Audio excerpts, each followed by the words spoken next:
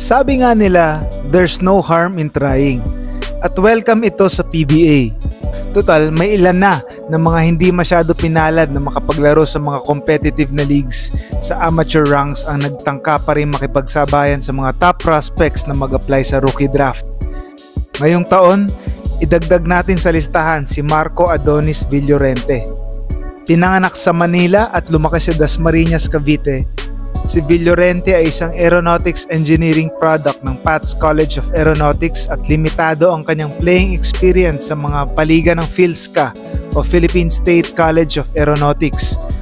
Pero hindi ito naging hadlang sa kanya para sumubok magpa-draft. Ilang buwan bago maging 40 years old sa November 30, siya ang pinakamatanda sa 70 applicants na nangangarap na marinig ang kanilang pangalan na matawag sa 49th season draft sa July 14 Sunday sa Glorieta Activity Center sa Makati. Siya rin ay isa sa pinakamaliit sa mga draftees ngayong taon. Officially measured 5 feet 6.5 inches at may timbang na 81 kilos, si Villorente ay nagtala rin ng arm span na 70 inches at standing reach na 82.3 inches. Sa skills tests naman, tinapos niya ang 3/4 court sprint ng 3.94 seconds at ang lane agility drill ng 19.45 seconds. Siya rin ay may standing vertical jump na 35.2 inches at running vertical reach na 38.2 inches.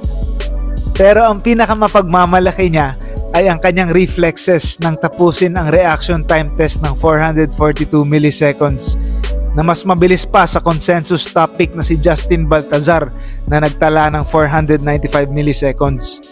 Pagdating sa scrimmages, kabilang si Villorente sa team kasama ang isa pa sa projected top picks na si Kai Balongay, ngunit hindi na siya masyado nabigyan ng playing time.